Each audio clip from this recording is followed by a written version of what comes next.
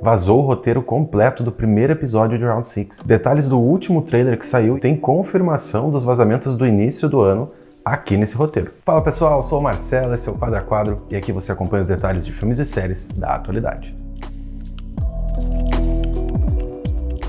Eu sei que tem bastante vídeo sobre Round 6 aqui no canal, mas a série já tá chegando no finalzinho e falta muito pouco tempo, então não posso deixar de comentar. Tem outros vídeos saindo no canal daqui a pouco, mas eu adoraria saber o que vocês querem assistir também. Se quiser, pode deixar nos comentários. Antes da gente começar a falar do roteiro, eu queria falar um pouquinho sobre o trailer que saiu recentemente e as semelhanças que ele tem com a primeira temporada, que é muito legal. E fica até o final desse vídeo que tem notícia oficial sobre o spin-off de Round 6. Oi? Só preciso falar de outras coisas antes pra gente conseguir chegar nessa parte. Saiu um pôster novo aí alguns dias atrás com o Frontman e o Ji-hoon. E aí a gente consegue ver aquela temática de xadrez que o pessoal comentava muito sobre as imagens que acabaram saindo e o que estava lá atrás na parte dos dormitórios, nas paredes. E sim, saíram imagens oficiais usando peças de xadrez na divulgação. Não, Marcelo, vai ter sim um jogo de xadrez. Primeiro que o próprio criador da série disse pra gente em algumas entrevistas que o que estava lá atrás, nas paredes do dormitório, ele não ia levar em consideração para a temporada. Aquilo lá fazia parte de um easter egg que foi usado na primeira e ele não ia repetir isso na segunda, senão ia ficar muito na cara. E segundo, as referências de xadrez elas são por causa da ponte de vidro. Depois, mais pra frente, eu vou te contar direitinho como é que funciona isso e por que essas peças estão na divulgação. A primeira imagem do trailer que eu quero falar é a da Junja, a senhorinha.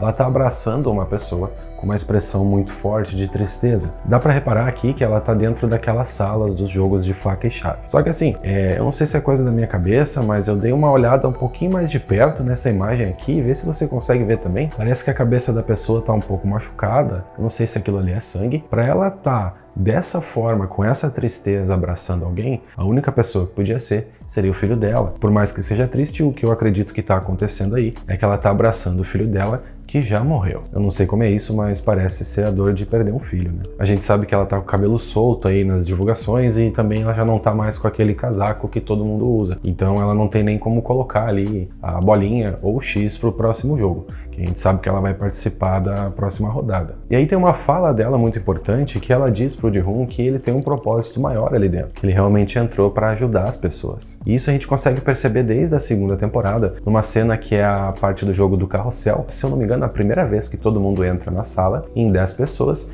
e daí tem essa cena aqui da Xamã olhando pro Ji-hoon e pra 222 e fala isso. Existe um motivo para você ter vivido por mais tempo do que o destino previa. Você foi trazido até esse lugar por uma razão.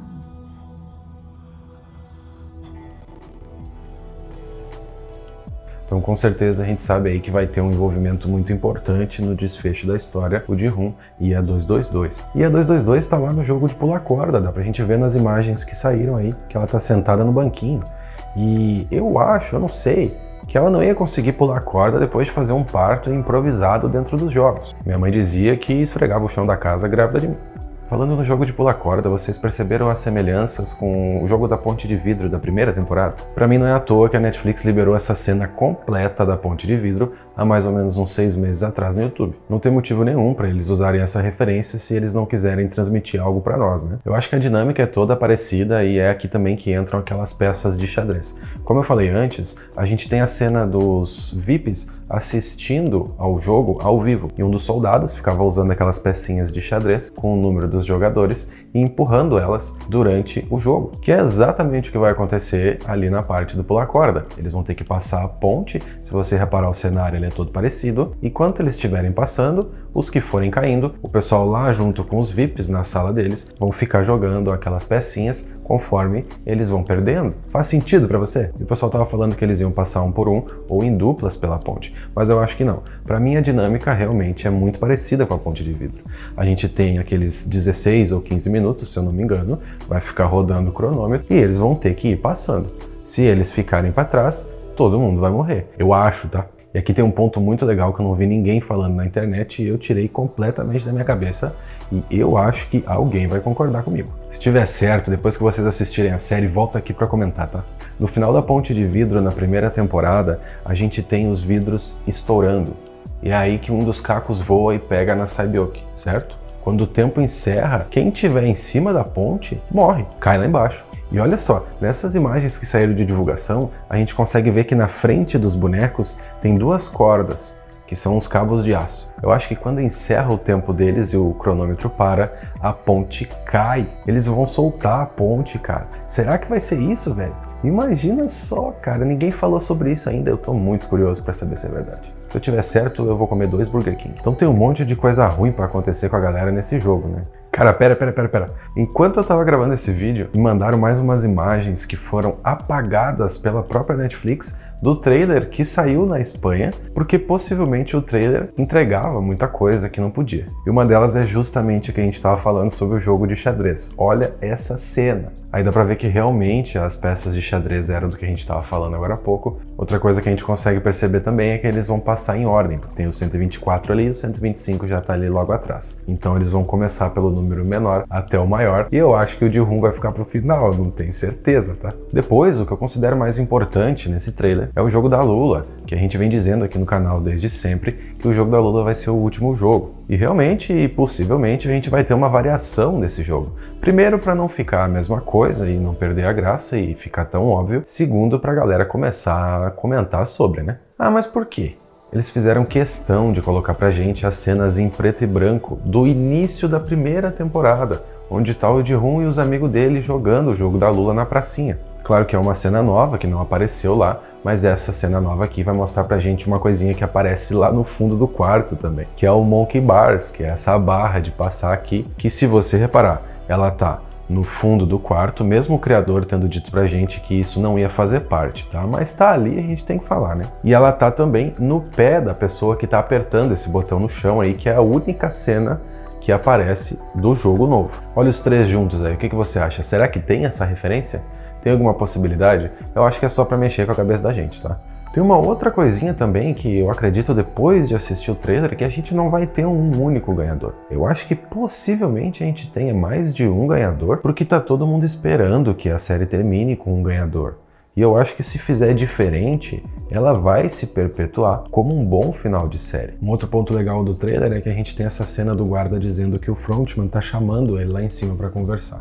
Quem assistiu o último vídeo sabe que a gente teorizou aqui que quando os jogos acabarem, ele ia ser convidado para ir lá na sala do frontman falar com ele, assim como a gente suspeitava ter sido na época do Yunnan. O frontman jogou na época dele, venceu, e depois foi recrutado, né? É o que a gente estava imaginando, mas ao que tudo indica, eles vão conversar e ainda depois vai ter um outro jogo. Esses são os pontos que eu julguei importante para a gente poder falar aqui sobre esse último trailer. Fechou? Agora vamos pro roteiro vazado. Antes, eu queria agradecer fortemente todo mundo que explodiu o canal no último vídeo, encheu com comentários, curtidas, compartilhou. Teve mais de 200 likes no último vídeo, isso pra mim é surreal. Pode ter certeza que depois disso vocês vão ter bastante conteúdo do canal aqui e a gente vai ficar um bom tempo com vocês. Quem quiser, se inscreve no canal aí pra não perder nada. Já avisando o pessoal que me perguntou no último vídeo também de onde eram as fontes que eu estava tirando as informações, isso que eu vou falar aqui agora, que é o vazamento do primeiro episódio, os créditos são de uma conta lá do Twitter, que é o Sukuna FM. Ele tem muito vazamento ali que ele foi lançando durante todas as temporadas de várias séries e muitas coisas delas foram muito boas, tá? Nesse roteiro, o primeiro episódio ele começa exatamente onde terminou,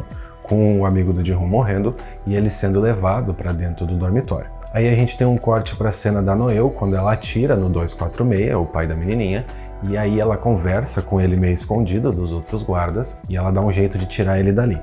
Então ela atira na parede e fala para ele fazer de conta que morreu, e aí o pessoal retira ele dali.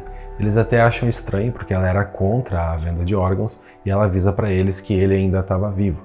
Então eles colocam ele no caixão e fazem a marquinha com sangue ali, que é uma cruz, né? Aí a gente volta pra cena do dormitório, quando o Ji-hoon tá lá dentro. E no roteiro diz que ele vai ficar até o outro dia dentro do caixão. Eu não sei se faz sentido, mas vamos fazer de conta aqui que o roteiro é todo real, tá? Enfim, depois que ele acorda, o pessoal começa a questionar ele o que aconteceu, e eles ouviram os números sendo ditos no alto-falante do pessoal que morreu. E por que realmente só ele tinha acabado ficando vivo? Quando os guardas entram para anunciar a votação, é aí que ele vai intervir e ficar perguntando por que não mataram ele. Que vai ser quando vão pegar ele e algemar ele de novo. Aí a gente consegue ver que vai rolar a votação, e a parte do azul tá ganhando de lavada da parte que quer ir embora. Depois o frontman recebe a ligação do capitão que tá lá no barco, e daí eles falam sobre fazer um plano para poder matar todo mundo. Aí o capitão começa a executar esse plano e leva eles para uma outra ilha para poder matar o pessoal. Depois da votação, a gente começa o próximo jogo. Aí o pessoal vai sair pela escadaria para ir lá pro jogo do faca e chave. Vai ser aí que a gente vai ver os corpos das pessoas que fizeram a rebelião pendurados, como estava na outra temporada, no meio da escadaria. É por isso que algumas imagens que saíram um tempo atrás da escadaria mostram pra gente as caras de espanto deles. Mas aí também deveria aparecer o 001 e a não ser que eles peguem a roupa do 001 e a roupa do 246, botam um saco na cabeça e pendurem eles ali para não ficar muito falso, né? Mas eu acho que também não vai rolar isso aí não. Aí a gente chega na cena da bolinha de chiclete, que é onde eles vão fazer o sorteio para descobrirem para que lado cada um vai ficar. E aqui a gente descobre que aquela cena que apareceu do cronômetro, que tem o fundo preto, que era diferente de tudo que tinha aparecido, é o cronômetro para eles decidirem se eles querem ou não trocar de time. É por isso que boa parte do pessoal resolve trocar de colete. Tá explicado aí as trocas de colete que a gente teve e essa cena do cronômetro em preto. E olha que legal, nessa parte o roteiro diz pra gente que eles vão receber as facas e as chaves, e depois disso vai ter uma conversa entre o 007 e a mãe dele, que ele fica preocupado com a troca do colete que eles fizeram, que foi isso que aconteceu, porque ele ficou no grupo da faca e ela ficou no da chave. Só que é aí que ela aponta pro cabelo dela, que ela tem aquela faquinha para prender o cabelo. Eu acho que tá chegando lá, tá me convencendo. Aí aqui tem um ponto que eu acho que, se isso aqui é verdade, cara, a gente tá muito bem arranjado, porque realmente todos os vazamentos que tiveram, os lançamentos oficiais, para chegar nisso daqui, para mim, tá muito valendo. Sabe aquela imagem que saiu há um tempinho atrás, que tá a Noelle deitada no chão, com a arma para cima dentro do laboratório, que dá pra gente ver que ela tá dentro daquele laboratório onde o pessoal tira os órgãos lá? O 246 foi levado para dentro dessa sala para tirarem os órgãos dele, e daí a Noelle chega e faz uma chacina com a galera lá dentro. Ela vai render um dos guardas, fazer ele tirar a roupa, e o 246 vai vestir a roupa vermelha de guarda. Quem tá ligado já sabe que a própria atriz postou uma imagem no Instagram dela há um tempão atrás, e a própria Netflix pediu para ela tirar, que não era nada mais, nada menos que essa cena aqui, ele de vermelho do lado dela, nos bastidores. Então pra mim, cara, aqui já me ganhou. Eu tenho quase certeza aí que esse roteiro é muito verdadeiro. A não ser que o cara que fez de conta que esse roteiro é verdade seja muito bom. Aí a gente volta pro jogo do faca e chave e eles começam a entrar dentro dos labirintos. Quando chega um grupo para cada lado, tem o pessoal que vai junto com a xamã, certo? Aí o pessoal que vai junto com a xamã começa a seguir ela e ela diz fortemente pro pessoal que ela sabe todas as portas que ela tem que entrar. Uma que a gente não sabe se ela vai nem sobreviver, mas é isso que ela fala, tá? E a partir daí, quando a cena vai começar a ficar tensa, o episódio acaba. Olha que doideira, velho. Eu tô muito de acordo com muita coisa que saiu aí nesse vazamento, só que tem partes inconsistentes, eu concordo, mas pra mim 80% tá valendo e já dá pra criar uma expectativa bem grande. Pra mim faz sentido. O que você acha? Deixa no comentário aqui. Será que é real isso daí que a gente tá falando? Ô Marcelo, cadê a notícia do spin-off que você falou que ia ter no final do vídeo? Se liga só, saiu uma entrevista no Screen Rant, que é um site de notícias que saiu uma entrevista com o próprio criador de Round 6. E ele fala sobre o final aberto da série. A gente sabe que ele já tinha falado que a série ia se resultar num final, que todas as perguntas seriam respondidas e não teria mais nada a partir dali. Mas a gente sabe que ele falou a mesma coisa sobre a primeira temporada. E a Netflix chegou com uma maletinha de grana, entregou pra ele e ele decidiu fazer a segunda. Nada mais justo do que 2, 3 maletas a mais pra ele fazer mais um pouquinho, né? Mas o criador disse que não tem planos pra continuar a série. Inclusive, ele disse que gostaria e até acabou considerando fazer um spin-off e não uma 4ª temporada. Isso são palavras dele, tá? Que eu acredito que a gente consiga chegar talvez aí a série da edição do Frontman ou o início da série com o Yunnan, daqui a pouco pegar alguém e fazer o início dessa série toda, como é que tudo começou. Eu acho que ia ser bem legal. Mas como ele disse que primeiro ia ter um final encerrado, fechadinho, e depois ele disse que algumas pessoas iam interpretar como se continuasse e algumas pessoas interpretar como se acabasse. O que eu acho que vai acontecer? Vai ser as duas coisas juntas.